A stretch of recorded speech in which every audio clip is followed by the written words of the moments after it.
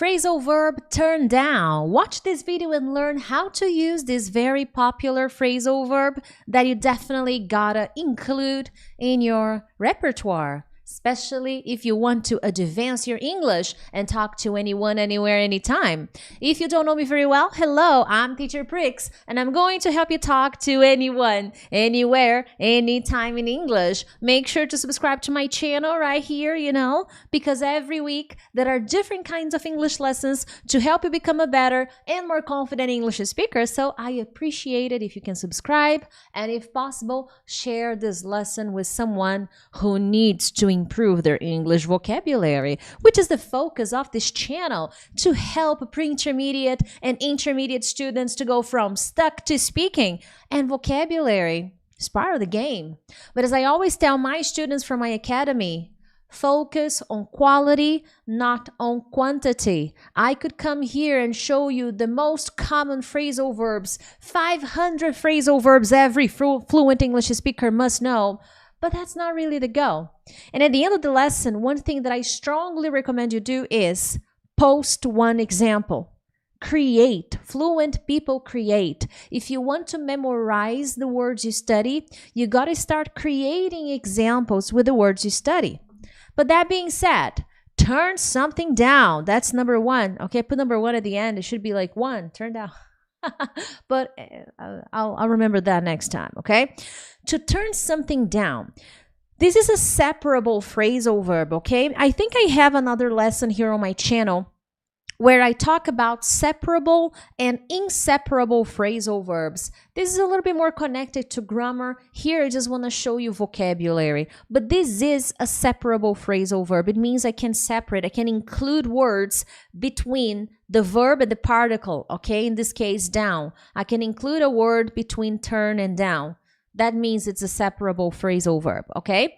And basically, guys, the first meaning of turn down, which is very common, is to reduce the intensity of something.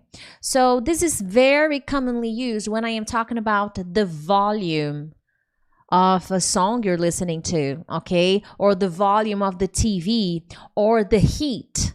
I don't have a heating system in my apartment, unfortunately. When it's winter, it's cold. When it's summer, it is hot, okay? I don't have a cooling system, air conditioning, or heating system. So when it's cold, it's cold. When it's hot, it's hot. Does that happen to you? Or are you lucky to have a heating system in your apartment or house and an air conditioner when it's extremely hot, summertime? I'm afraid I don't have that. And in the summer here in Brazil, it's torture. It's really hot. But anyway, so this is very common when I am talking about those scenarios, okay? So look at the example. I'm on the phone. Can you please turn the volume down? So let's say I am here on the phone, and then my parents or my boyfriend or my sister, they are all watching TV. My family, my boyfriend, my parents, and my sister, they are in the living room watching TV, and then I receive a phone call that is really important, and the TV, the sound, the volume is very loud. So I can go to the living room very quickly and say, guys, like Ross from Friends, can you turn the volume down? Turn the volume down. Reduce the intensity, reduce the volume because I'm on the phone. Come on.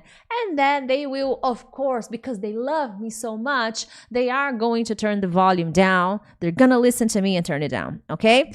Another example. The room was too hot, so I turned the heating down. This doesn't have, I do have a heater, a portable heater. So when it's extremely cold, which is not, guys, I'm from Brazil. I live in São Paulo. So when I say it is extremely hot, extremely cold, never below zero, okay? Extremely cold to Brazilian people in São Paulo, okay, is 7 degrees Celsius, 9 degrees Celsius. That is torture to us, okay? So I do have a portable heater, and sometimes it gets too hot, okay? I use it in my living room at night, and sometimes it gets too hot, so I typically turn the heating down when my room gets too hot, because that is uncomfortable, okay? And I don't need to leave the heater on all night long. Well, but I do, I'm afraid. But when I wake up in the morning, I'm like, oh my God, I'm dying. Jesus Christ, I'm burning. Dracarys. So the room is too hot, so I turned the volume down, and there you go, okay? Hit the like button, by the way. More examples? Let's see. Yes, another example. I'm sorry, but the music's too loud. Can you please turn it down? But we're having a party. I know, but it's rather late and we have kids who need to sleep. So this is a common thing. Let's say you have neighbors who are always partying. They always want to have a good time. And it's 10 p.m. or 11 p.m. You have kids, so you knock on their door politely and you can look at your neighbor and say, hi, I am so sorry to bother you, but the music is too loud. Loud. Can you turn it down? You know, we have kids, they're trying to get some sleep. It's really hard and it's very late. And can you help us? And then the wonderful neighbor can look at them and say, but we're having a party. I know you're having a party. Parties are wonderful, but it's late. We have kids. Has this ever happened to you? Can you let me know? This happened once to me. I don't have kids, okay? I was in the countryside. Countryside, okay? I was not in the big city. I was in the countryside with my family, you know, visiting my family. And my neighbors were throwing a party at like 2 in the morning, 2 a.m. I called the police. I didn't talk to my neighbors because I didn't know them and I was worried. So I called the police and the police came. The only problem is I saw the police from my house, okay? Because it's a 2-story house. When I saw the police coming, they knew my neighbors. So they started chatting. Hey, how are you? Countryside, okay? How are you? Hey, you know, we got a complaint. Oh my God. They stopped, okay? But this is to show that small towns are wonderful because the police officer knows everybody. They're friends with everybody. But at least they got to make my neighbors turn down the music because it was unbearable. You know, it was annoying. Now, one thing that I recommend at the beginning, and I always tell my students from my academy, is to post examples. And why do I insist on this? Just to get people posting comments, to increase engagement? No. I am telling you to create examples as a teacher because the most efficient way for your brain to test what you know is by using it. And how do you combine skills? You can write down an example. You can orally create a different example, okay? You can find inspiration and find new examples. For example, the examples I am sharing here, you can change. You can make some changes and create your own. You can adapt.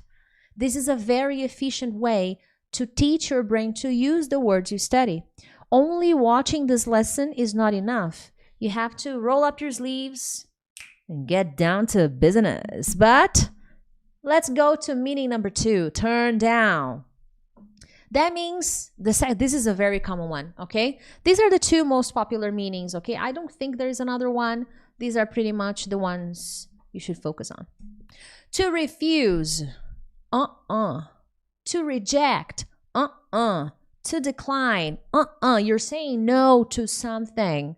No, thank you. Of course that you're not going to look at someone and say, turn down, thank you. No, you need to create a context to use the phrasal verb turn down, okay? Typically, we turn down things. And what are the most common collocations? Another thing that I teach my students in my academy, just because you can doesn't mean you should. Just because this word means to say no, doesn't mean you're going to use it all the time, anywhere, anytime. That's not how it works, okay? So this phrasal verb is commonly used with the words invitation, offer, application, job promotion, okay? So it's very commonly used in this context. You're turning down an offer. You're turning down an invitation. You're turning down a job opportunity, a promotion, okay? Look at the example. Look at the conversation here. Why aren't you going to Linda's wedding? Well, I had to turn it down. Well, I had to turn down her invitation because I'm traveling. I'll be on vacation and I can't change my plans now. So look, I am explaining to my friend why I'm not going to Linda's wedding. I turned down the invitation. I said no to the invitation. I declined the invitation. I refused the invitation because I'm traveling. Now, teacher, can I say I declined? You can, but it's not a good option. You're saying no to a wedding because you can't go.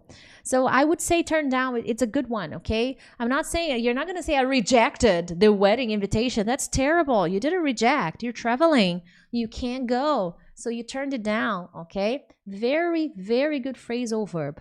But if let's say I am talking to Linda, the one who is getting married. Oh, Priscilla, can you go to the wedding? No, I have to turn it down. No, terrible. You're not going to use it directly. I'm saying no. No, I'm turning it down. Sorry. No, in this case, it's not a good phrasal verb. You're not going to use it. Linda, I'm so sorry, but I have other plans. I already paid for a vacation. I'm traveling on that date, so I can't really go. I am so sorry, but I'm afraid I can't be part of your wedding. But I'm really, really sorry. So I'm traveling. I'm not going to look at my friend who's getting married and I'm going to say, no, I'm turning it down because I have a vacation plan. Context is king. But then I'm talking to my colleague. Yeah, I had to turn it down, man, because I know she invited me, but I had to turn it down because I'm going to Spain. I already paid for everything. I can't cancel. There are no refunds. I'm very, very sorry. See? Context is king. That's why I'm showing you one phrasal verb. I used to show 3 at a time, but now I'm really digesting this lesson, making, breaking it down. That's a better phrasal verb. I'm breaking it down so that I can share more context, okay? More examples. This is a question for you, okay? And I hope you can tell me the answer in the comments. Would you turn down a job promotion?